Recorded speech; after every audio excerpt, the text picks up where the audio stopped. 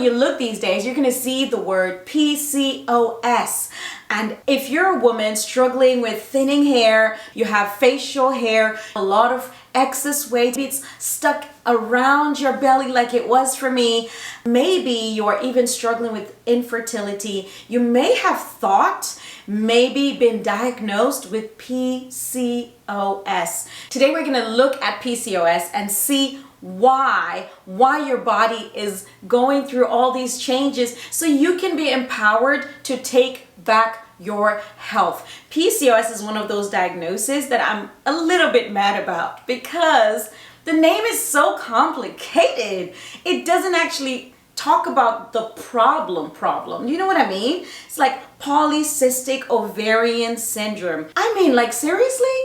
When you look at PCOS, that word is saying that you have cysts, polycysts, which is many cysts, on your ovaries. Ovaries are the places where your eggs are released as a woman and you get them fertilized and you have a baby. Or you don't get them fertilized and you have a period. Here is my issue. PCOS is hormone imbalance. PCOS is so much simpler than the name suggests. PCOS is a condition where some people who are diagnosed with it don't even have cysts on their ovaries. Go figure. But the name suggests that you have cysts on your ovaries. So anyway, needless to say, it's confusing and sometimes it may feel hopeless or helpless because once you've been diagnosed with PCOS, a lot of times you're not told what you can do to become free of PCOS. So hold on to your seatbelts today, get a notebook, get a pen, and I'm gonna come flying at some point, so I'm sorry, just pause whenever you need to take some notes and or drop your comments and questions below and I'll respond to them, take my time with them. So if you're one of the first few, you will get your question for sure answered. This is a community and we're not canceling anyone, okay? The very first thing about PCOS is you will see that a lot of individuals diagnosed with PCOS have adult acne. Sometimes you have dry skin and it's just not your skin and what it's supposed to look like. You may feel like you're balding. You could also be growing a beard. Sometimes it's just, like little hairs, and sometimes it's a full grown like shaving and 5 o'clock shadow and all that. It's heart-wrenching as a woman because it really makes you feel insecure and embarrassed. And I've even heard some people be like, oh my goodness, am I turning into a man? It just doesn't feel good. How do I know? Because at the age of 16 is when I first knew that I was having chin hairs. And it wasn't even me who found out. I would have been glad to just go to a mirror and find out. But a boy in high school said to me, hey, Annie has more chin hairs than I do. And oh my goodness, I was so embarrassed. I tried to brush it off though. And when it seemed more natural, just a natural part to leave, I left and went straight to the mirror. And I was like, oh my goodness. And there they were. I think there were 2 or 3. And I tried to pluck them because they were kind of long and curly. The nerve. And so I was plucking them and I was getting other little hairs. And before I knew it, I started to see them increase. Now here's the thing. I've heard the research and I've heard the doctors say, hey, if you pluck off, some of those peach hairs or shave, they don't really increase, they don't grow back dark. Listen, I don't know about you, but in my humble experience, it seems like they grow back darker. It seems like if I tweeze something by accident, it would grow back darker. So I'm like, the math is just not mathing on this one. Anyway, as I got older, I really struggled with really heavy cramping. I mean, like my first day and a half or so of my periods, I'd just be laid out. I never really struggled with the hair thinning until after I had a baby. So that's another thing you need to think of. When you have symptoms of PCOS, or as I like to say, hormone imbalance, you will have different variations of symptoms. You may have these two and not those three. Someone else has those three and not those two. So it's not about comparing notes, and it's not a one size fits all, which is what some diagnoses try to do to women, is like slap us all in a container and say, well, you guys have PCOS. If you are struggling with symptoms that are unlike how your body should be functioning as a woman, you may be struggling with a hormone imbalance. And hold on tight, because I'm going to tell you by the end of this video what you can do to start seeing results and start seeing changes, positive changes in your life using natural, whole person based methods. Another symptom of PCOS is weight gain. Just weight that is just stuck to a person and they just feel hopeless. And I know a lot of women are starting to go with the weight loss drugs and they're signing on for that machine, and my heart just bleeds because I'm like, wait, stop, take a moment. And you can learn how to have your body release its own weight loss drugs. You know what? I'm gonna make that a video, so I'm gonna link it somewhere, or just look on my list of videos in my channel and you will see a video that I've made specifically for you if you are almost tempted to go and sign up for a weight loss drugs. Girl, the side effects and the long-term effects are just maybe not worth it. Maybe. I mean, listen, let's keep going so you can get some tips and see how you can do this on your own. So infertility, that's one of those big ones with PCOS, because some people don't even know they have PCOS until they're older and trying to have a baby. And when the woman goes into the doctor, they check all her hormones and they're like, oh, you've got PCOS. And she's like, what's that? They're like, well, you know, you can't have a baby. But that's not the end of the story. Again, it's a hormone imbalance. All right, what's a hormone imbalance, Annie? Because you've said this too many times. That just means your body chemistry is off. Hormones are the messengers, the chemical messengers that send messages to different parts of your body. So your brain to your liver, and your liver to your kidneys, just sending messages, kind of like Wi-Fi signals, except it's actually physical. Up to 15% of women, that's 1.5 in every 10 women are being diagnosed with PCOS. Guys, that is so sad, because it's just this label that's thrown on a woman.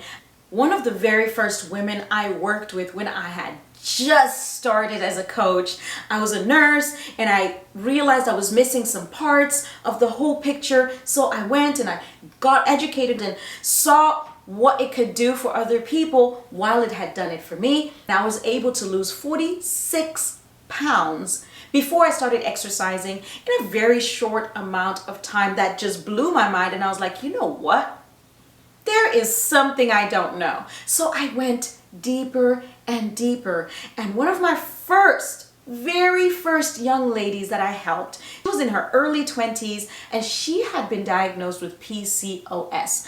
I think that was the first time I even heard of this diagnosis. That was 9 years ago. I looked it up and I was like, oh, hormone imbalance. So I put her on a program. Thankfully, she was with me in person. I was able to help her detox, eat right, feed her hormones well, repair her body, lose weight, and start to just feel so much more energy and see some of those symptoms start to pull back. Her family called me after she had left and was like, thank you for what you've done for our daughter. And I remember that was a marking point for me, because I had just started as a coach. PCOS has been on a rise since 9 years ago.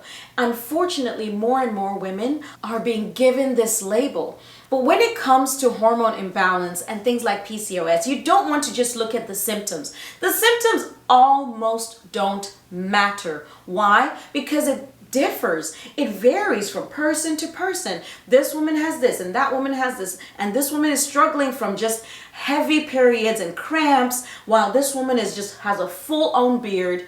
So I don't like to look at symptoms. I like to look at the root cause, because if we can fix the cause, the symptoms will just take care of themselves. Your body is so intelligent.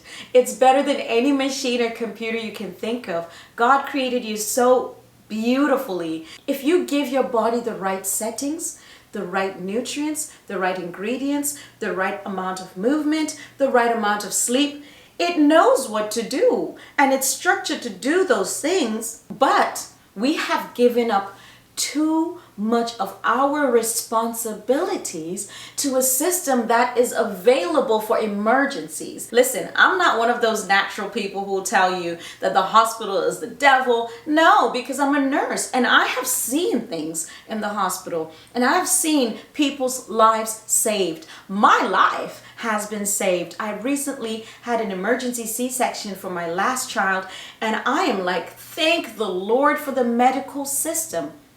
But we've taken our responsibility, you and I, what we're supposed to do for our own health, and given and overloaded and overburdened a system that's there to help us in our time of crisis.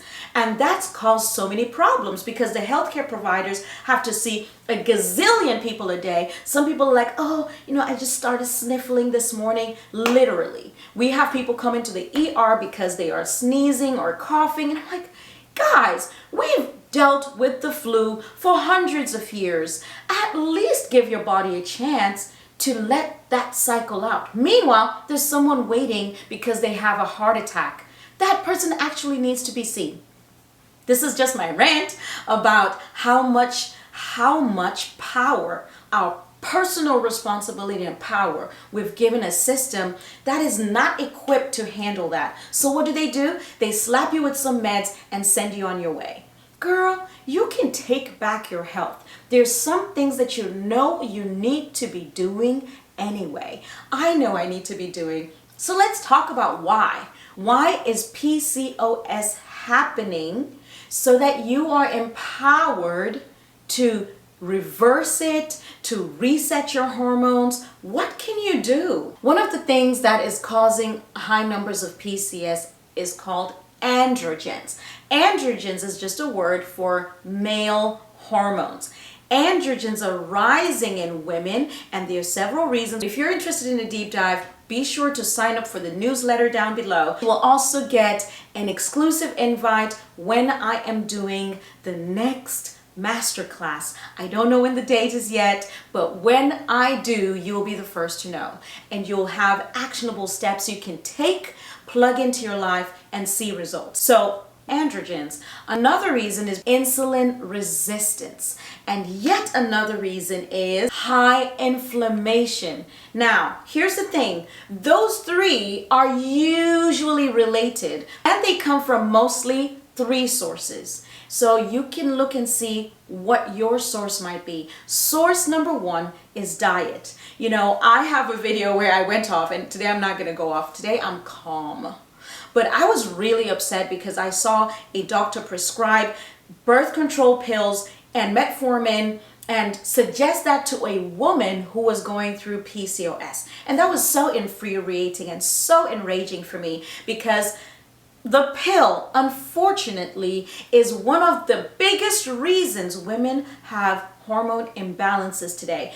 Even if you did not take the pill, if your mother or your grandmother did, there was a generational hormone imbalance passed down, and now you have it too. That's not to say you're stuck with it, because that is a lie. You don't have to have hormone imbalance just because your mom had it, and you don't have to be an alcoholic just because your dad was, right? And I love the saying that says, genetics load the gun, but lifestyle pulls the trigger. Another meme says, and this meme is controversial, but it says diabetes runs in your family because no one runs in your family. It's controversial because it seems a little rude and rough, but there's a lot of truth in that. And it's not to say, hey, you guys have diabetes because you don't run. Maybe it's because of processed foods or have a lot of stress, or there are other reasons. But the point is that there are lifestyle things happening in that family for there to be generational high blood pressure, generational heart disease. We all pass down patterns to our children. That's why you can be the person who breaks down that generational pattern of hormone imbalance. And your children and their children don't have to struggle because you fixed it. Instead of that doctor prescribing the birth control pill or metformin, which is a medication that's usually used for type 2 diabetes, she could have just advised that woman on the things she can change in her diet and her lifestyle. Hey, if you stop eating processed foods, cut out sugar. Sugar is one of those things that is causing so much havoc, not just for PCOS, but for hypertension and for heart disease and for cancers. Most people are like, cut out sugar, cut out all sweeteners, throw the baby out with the bath water. And that's just not life, and that's not balance, and that's not whole living. If you eat natural based sweeteners and you eat whole foods, you will be fine. You will be okay as far as your diet is concerned. So it's the processed foods, processed meats. The American Association of Diabetes have on their websites that processed meats cause diabetes. Now, why am I mentioning diabetes? Because PCOS is sometimes called type 4 diabetes. Why are they calling it type 4 diabetes? Because of the insulin resistance, because of its source, i.e. diet. If you change, if you change your diet, you will see incredible changes throughout your whole life. Listen, when I first changed my diet, I lost 46 pounds. 46 pounds without exercising. Cut out processed foods. Goodbye ramen noodles. Goodbye processed packaged meals. Goodbye chips and snacks. I know they may be able to come back into your life once you are well, once you're recovered, once you're whole. Goodbye all of these things, and hello real food. I mean whole grains, lentils and beans and rice, not necessarily canned stuff and packaged stuff, but the stuff that you cook by yourself. If you're about to say, I don't know how to make these things, don't worry. Don't worry, hop onto YouTube University. You will learn how to create delicious meals with a ton of plant-based foods, and you'll be just fine. Learn to eat better. Cut out meat products as much as you can. Being plant-based is your best chance at recovering anything whenever you are critically ill. Why do I say that? Because I'm a Christian and it's biblical. God gave us leaves for the healing of the nation. And our original diet was fruits, nuts, seeds, grains, vegetables came later to help us heal. How crazy is that? And the one thing we don't want to do these days is eat vegetables. I had to transition our diet as a family. I had children. So I had to be very creative, very delicious and nutritious at the same time. It is very possible, and the kids enjoy the food. So your diet is affecting your androgens, because remember we said androgens, insulin resistance, and inflammation. Your diet affects your insulin levels. Why? Because your body is going through these spikes, tons of sugars, tons of processed foods, which, by the way, break down into sugars.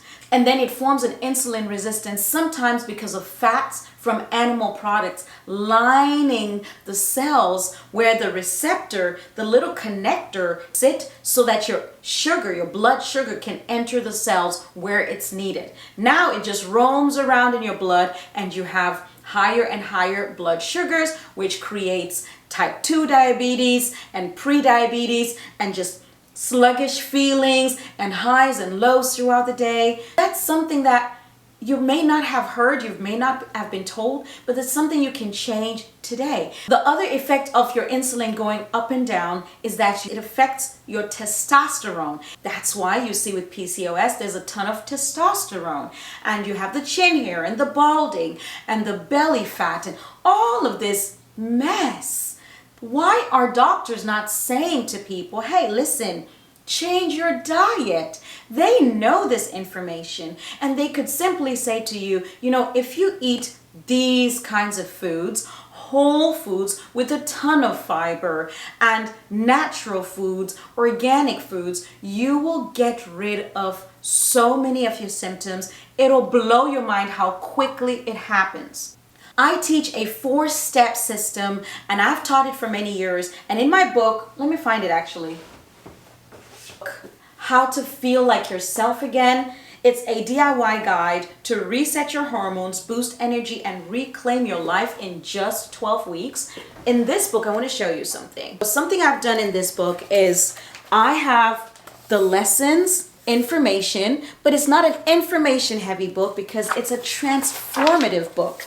It gives you an opportunity to go day by day, walking yourself through this 4 steps that I teach to your freedom. I remember when I was little, the efforts were all about preventative health. Oh, what can you do to prevent illness and prevent heart attacks? Now it's like, where do you hear preventative health anymore, except if you're looking carefully for it? Let's get back into it. Another thing that diet does is it increases inflammation. Whenever you're eating a diet heavy in acid-forming foods, what are those? Meats, dairy, cheese. Oh my goodness. TikTok is killing us with these cheese recipes. Watch out for your health and your arteries and your heart. Come on, the butter, the cheese, that stuff is just clogging up our arteries and causing us to have high inflammation. High inflammation is attacking your digestive system. You might have a ton of digestive issues. It's showing up on your skin as acne, and it's showing up in your feelings of aches and pains and sharp pains everywhere. You just feel sick, and your brain feels like it's like painted over. Your thoughts are just so distant. You can't seem to remember things as quickly as you know you should. And sometimes it might cause you to start panicking. Like, why is this happening to me? And that's a really good question. It can all be tied to diet. See, I only got through the diet part so far, so I'm going to go through the next 2 really quickly. The next thing is exercise. Exercise is this almost hated word because people think it means weight loss, and they think it means body shaming, and they think it means body hatred or something. And exercise is not that. Exercise is simply moving your blood. You've got muscles, you've got blood. Your heart pumps your blood, yes, but whenever you move, you're pumping your blood back to your heart, and it invigorates your body, releases endorphins, which are feel-good hormones, where you just feel good for no reason. Like, it's just a beautiful Tuesday or Monday. You might stop hating Mondays if you make that your workout day. You'll just feel so good all day. I really do encourage that people do a 15-minute exercise that can burn fat for up to 48 hours. If you show up in the masterclass, I'm going to tell you exactly what that is so you can do it. All right, on to the next one, because we don't have time. On to the next one, stress. You know, I've had so many people say to me, oh, you know, well, I eat right and I exercise and blah, blah, blah, blah, blah, but I still have these symptoms. So what you're saying may not be true. Listen, I'm not here to convince you that what I'm saying is true. You can eat the best food, eat organic, sleep 8 hours, drink a ton of water, exercise for an hour a day, and I still have all these negative symptoms. If that's you, you are missing the holistic picture of a person, because society has taught us that somehow our brain and our body are disconnected. We've got the brain, then we've got the body. No, you just have the body, and your brain is part of that. If your brain is unwell, if it's stressed, if it's traumatized, if it's in pain, if you're feeling lost and confused, you will have literal physical symptoms of that stress and that strain and that trauma and that pain. Which is why when you get excited or nervous, you may feel butterflies in your stomach. What does that have to do with anything? Well, it's hormones that are produced from your brain and they affect your stomach. You might feel weak. Your knees might start shaking, or your whole body, and you find yourself on stage, you're supposed to say something and you start shaking and trembling and you're like, I don't know, and you run off crying. Well, that happened to me when I was little. That's if you're stressed about something, your body releases hormones that negatively affect your body. One of those is cortisol. I have a video about how you can reduce your cortisol, so you can go look at that later. But stress. If you're stressed, you eat well, you jog, you blah, blah, blah, blah, blah, super healthy, but you're stressed. And then there's someone who like eats junky and lives a reckless life and has no stress. This person who's healthy and stressed might end up with a heart attack.